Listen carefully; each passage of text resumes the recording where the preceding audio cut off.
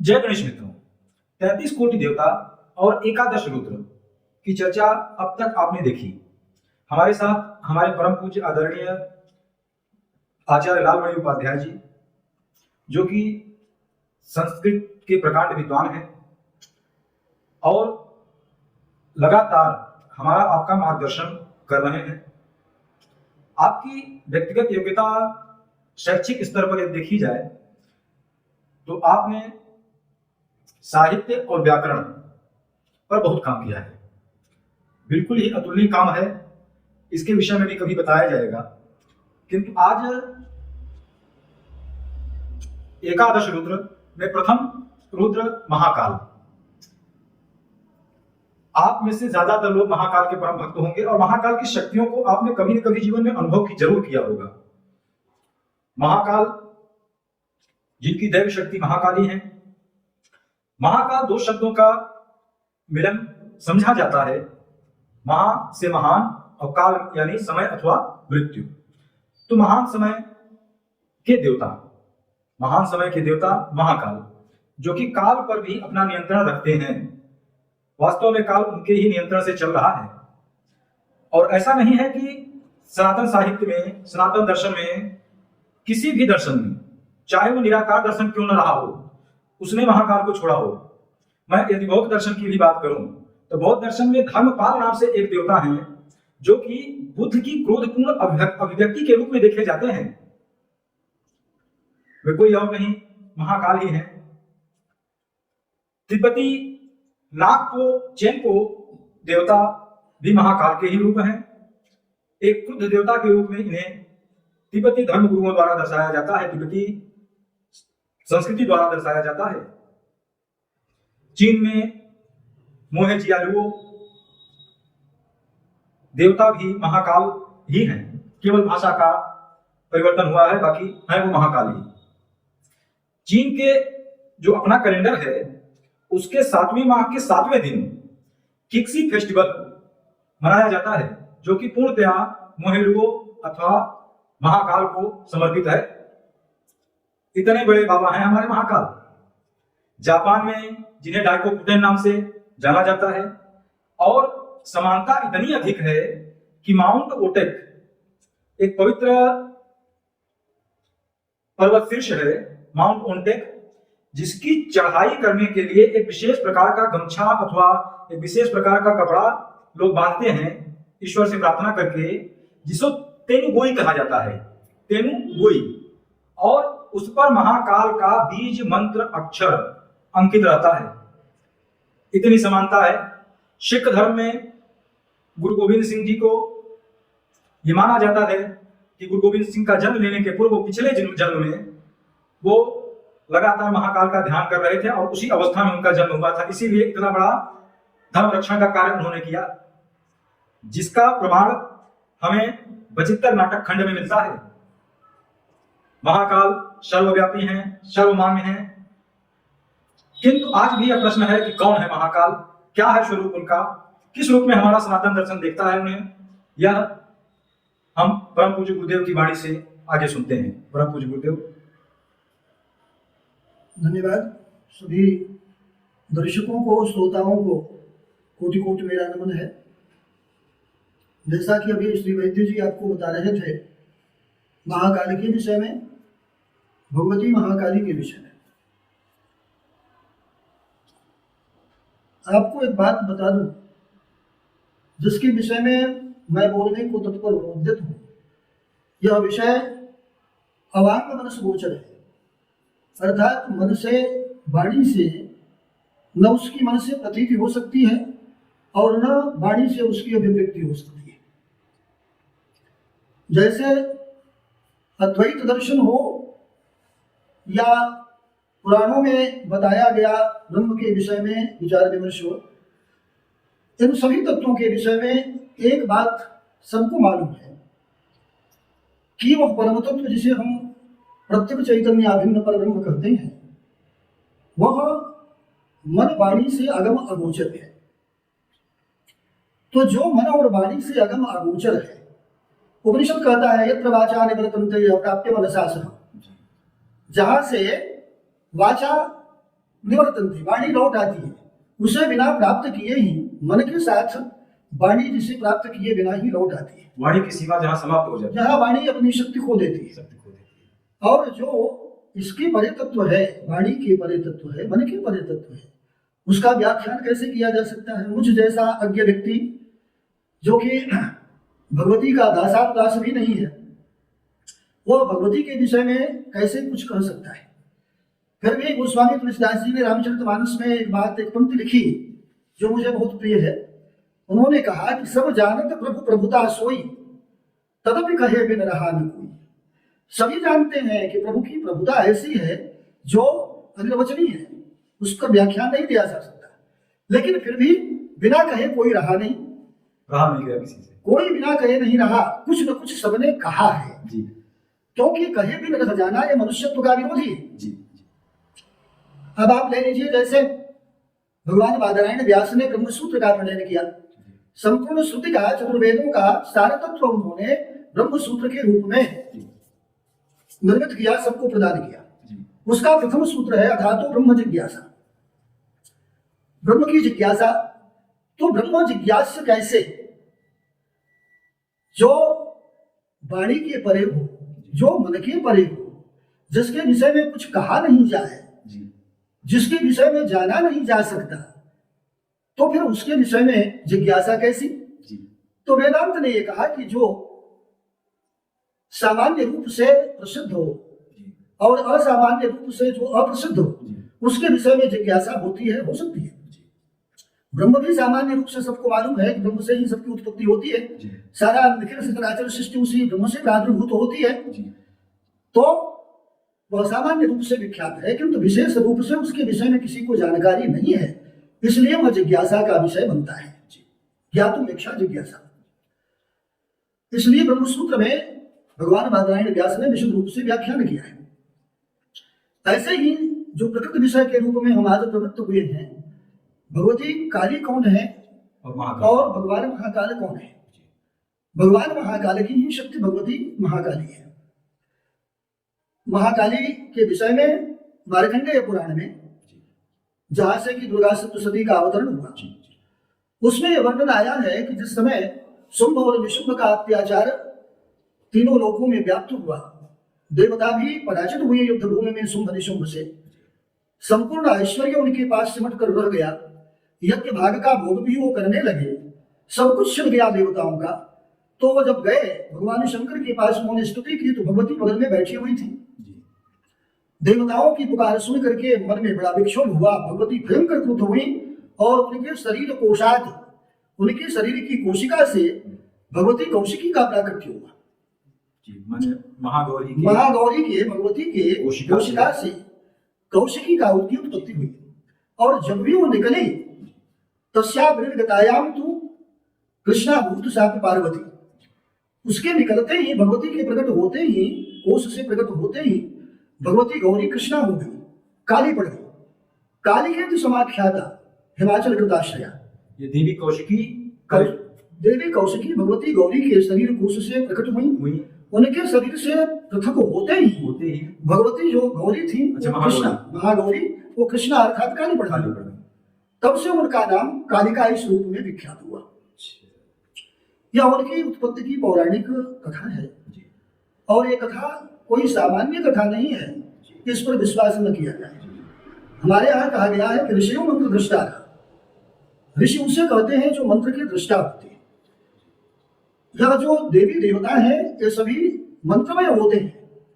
मंत्रों का जब ध्यान किया जाता है, मंत्रों का जब अनुष्ठान किया जाता है, उसके माध्यम से जब हम साधना में प्रवृत्त होते हैं तो हमें मंत्रों के स्वरूप का आभास होता है, मंत्रों के स्वरूप का ज्ञान होता है।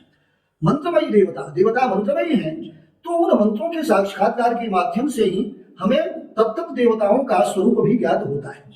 तो उनके विषय में वे सारी कथाएं जो लिखी हुई हैं, जिन्होंने लिखा, जैसे मार्कंडेय ऋषि ने लिखा या अन्य ऋषियों ने जो बताया है, उन्होंने उसका साक्षात्कार किया है, फिर उनके स्वरूप का निरूपण किया गया है।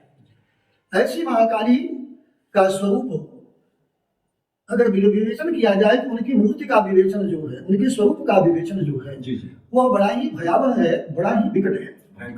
भयंकर रूप में भगवती की आराधना की जाती है क्योंकि उनका स्वरूप जो बताया गया शास्त्रों में वह दंष्टा कराल बदना, भयंकर दंष्टा, बड़े बड़े दांत, जिह्वा ललन भीषणा, जिह्वा उनकी बाहर निकली हुई। तो इस प्रकार की जो भयंकर आकृति हमारे समक्ष आती है, जब उसका वर्णन हम पढ़ते हैं तो एक बार से पाठक जो है, साधक जो है, भयभीत हो जाता है।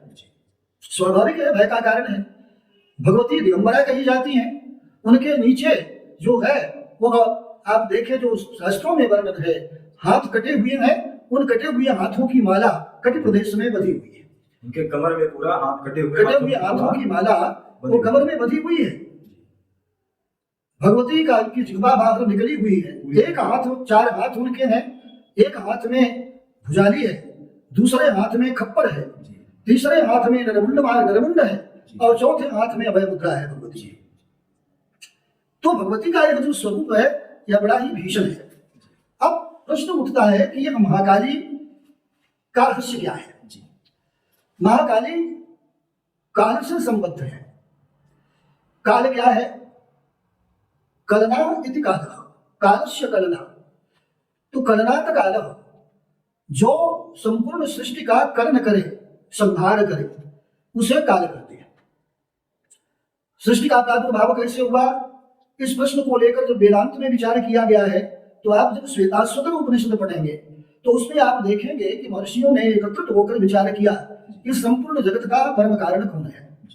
क्या कोई निमित्त कारण है, क्या कोई उपादान कारण है, या निमित्त और उपादान कारण भिन्न है, या फिर कोई अभिन्न निमित्त उपादान कारण है। तो उसमें विचार किया गया तो कुछ विषय प्रक्षिप्त किए गए, समक्ष रखे गए। तो काल स्वभाव नियतर यदृक्षा भूतात्म योनि पुरुषेत चिंत्यम। काल स्वभाव प्रकृति, काल स्वभाव नियतर यदृक्षा, नियति प्रकृति, यदृक्षा, यदृक्षा रूप से। तो सबसे पहले उसमें भी काल आया कि क्या काल अर्थात समय इसका मुख्य कारण है। तो जिस काल की कलना की जाए, वास्तव में काल की कलना अर्थात गणना दूसरा अर्थ है, वह नहीं की जा सकती। वह गणनातीत शब्द है काल। काल की गणना तो मनुष्य अपनी जानकारी के लिए करता है। जैसे ज्योतिर्विद करते हैं, वह सूर्य के उदय और अस्त के समय से लेकर के काल की गणना सुबह शाम दोपहर इत्यादि रूप में की जाती है। और यदि काल को हम समय मान लें तो भी समय का जो शून्य होता है, जहां पर समय समाप्त हो जाता है। भाई आज हम आप जीवित हैं तो इसीलिए जीवित है ना कि समय चल रहा है, काल चल रहा है। एक समय शून्य हो जाए, समय शून्य हो जाए यानी माँ प्रकृति, माँ भगवती अपने दैवी रूप में आकर और सबका संहार, पूरा का पूरा लय यानी कि प्रलय का आवाहन कर दें कि अब सब कुछ नष्ट कर दूंगी मैं। तो वो स्वरूप है माँ भगवती, माँ काली का।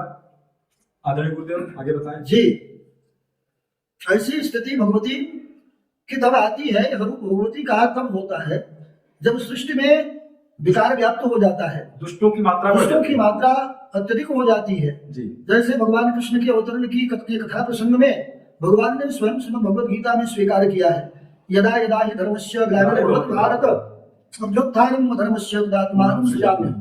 आगे वाला श्लोक और महत्वपूर्ण है। इसके बाद परित्राणाय साधूनां विनाशाय च दुष्कृताम्। तो इसमें कहा कि साधुओं सज्जनों की रक्षा के लिए, विनाशाय च दुष्कृताम्, दुष्टों के विनाश के लिए, धर्म संस्थापनार्थाय संभवामि युगे युगे, और धर्म की संस्थापना के लिए मैं युग युग में अवतार लेता हूँ। वैसे ही भगवती का अवतरण तब होता है जब सृष्टि में संतुलन बिगड़ने लगता है। सृष्टि का संतुलन अगर बिगड़ा तो असमय में ही महाप्रलय की संभावना हो जाती है। तब भगवती अवतार लेती है। वो अवतार क्या है, वो स्वरूप क्या है अवतरण का, वो महाकालिका है। ये भगवती महाकालिका काल से भिन्न नहीं है। गुरुदेव, इसको इस रूप में भी समझा जा सकता है कि जैसे खेत में एक दो घास अगर उग जाए तो उसको हम हाथ से उखाड़ लेते हैं जी, लेकिन पूरी खेत में घास ही घास दिख रहे तो उसकी जुताई कर देते हैं जी। उसमें माँ प्रकृति जुताई पे तुल जाती है कि सब कुछ नष्ट कर देना है। माँ भगवती भी एक बार इसमें संशोधन मैं कर दूं, आपने उदाहरण दिया जी। खेत में जब कृषक, गोस्वामी जी ने लिखा है, कृषि निरामहि चतुर किसाना जिमि पुथ तजहि मोह मद नाना। तो कृषक जब निराई करता है तो उसमें जो घास है, खरपतवार है, मात्र उनको निकालता है। कभी गेहूं को, कभी जौ को, या कभी अन्य जो उपज वो उसमें बोता है उसको काट कर बाहर नहीं करता। वैसे ही भगवती उनको जो बचा लेती है। जो दुष्ट हैं, जिनके द्वारा सृष्टि असंतुलित हो रही है, उनका मात्र संहार करती है, शेष का संरक्षण करती है, जी। फिर पोषण करती है। लेकिन जब काल आ जाता है, उस काल को सच पूछिए तो काल का परम कारण भी भगवती है, विनाश का परम कारण भी भगवती है। माँ भगवती, माँ काली, महाकाली, महाकाल और महाकाली। महाकाल का स्वरूप मैं आपको बता दूं जी। महाकाल के स्वरूप के विषय में गुरुदेव जी। ज्यादा लोग जानना चाहते हैं, क्योंकि जैसे ही उज्जैन में महाकाल कॉरिडोर बना, महाकाल का, वैसे ही वो ज्यादा दृष्टिगोचर हो गए लोगों की। और विशेष तौर पे मैं आपको बता दूं, युवाओं में इस समय महाकाल का बहुत क्रेज है जी। महाकाल के विषय में युवा जानना चाहते हैं और उनको अपने जीवन दर्शन में उतारना भी चाहते हैं जी।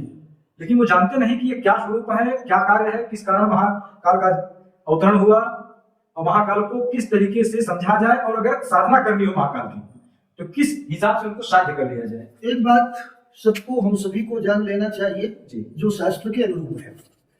सदा शिव ही महाकाल है, सदा शिव का कभी अभाव नहीं होता, वो सदैव विद्यमान रहते हैं। जैसे वेदांत का ब्रह्म है, वो सदैव रहने वाला है, उसको काल की सीमा में आप बांध नहीं सकते, काल से वो अपरिच्छिन्न नहीं है।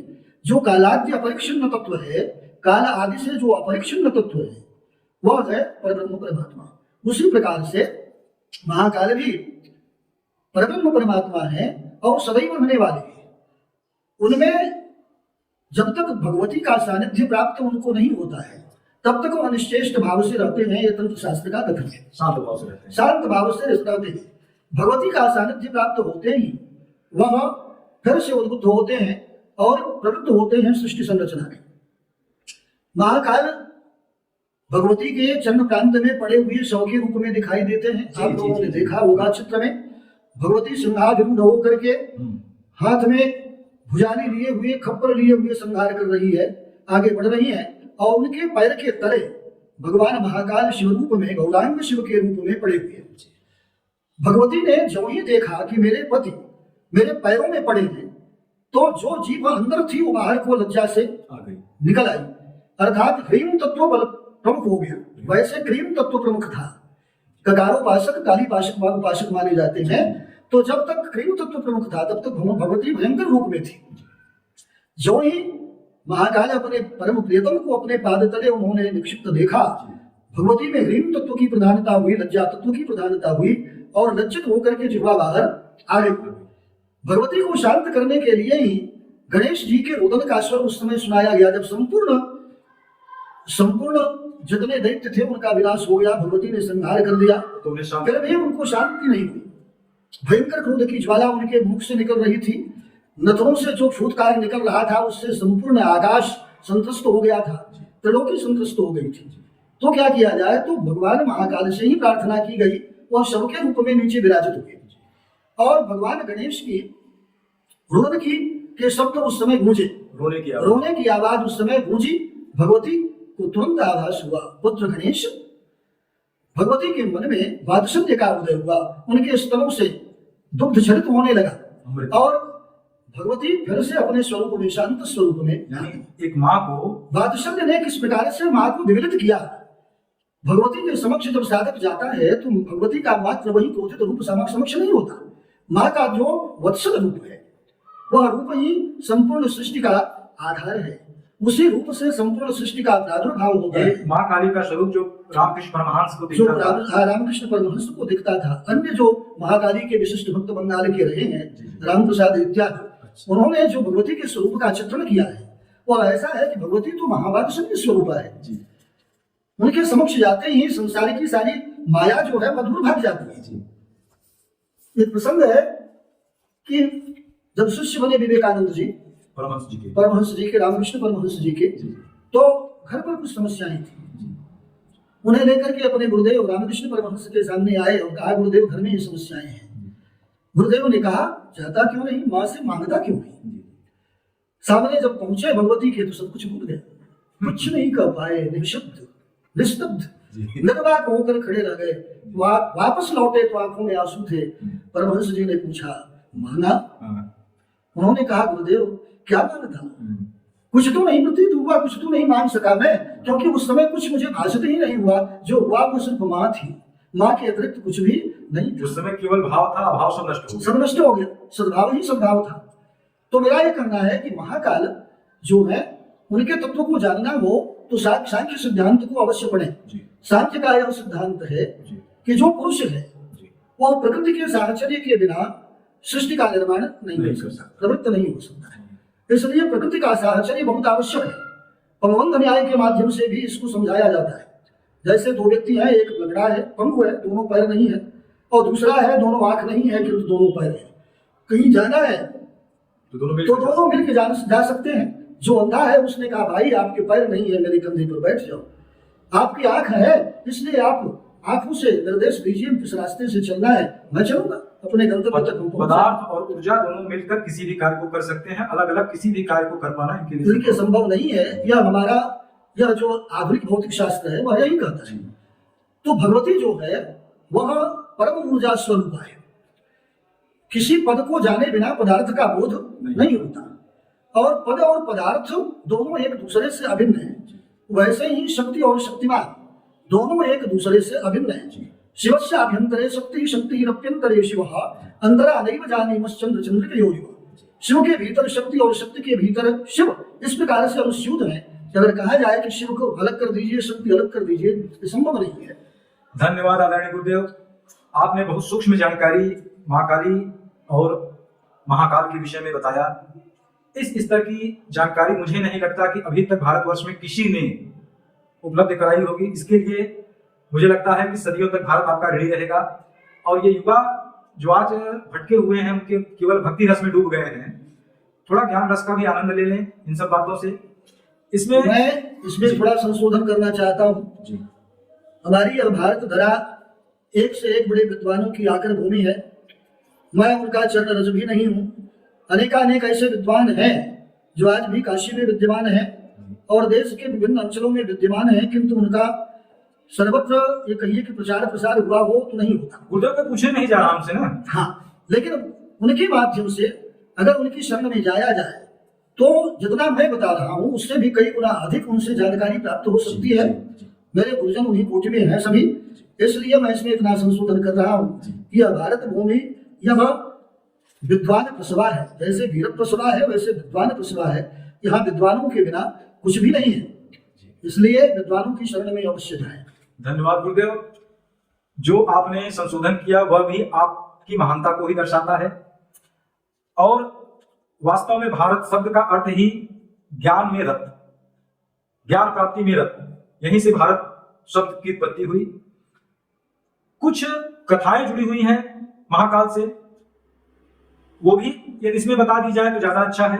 एक प्रचलित कथा यह है कि उज्जैन में एक दूसरा नाम का राक्षस रहता था और उसने ब्राह्मणों पर इतने अत्याचार किए कि सभी ब्राह्मण एकत्रित होकर भगवान शिव की शरण में गए, जहां पर राजा के रूप में विक्रमादित्य भी मौजूद थे।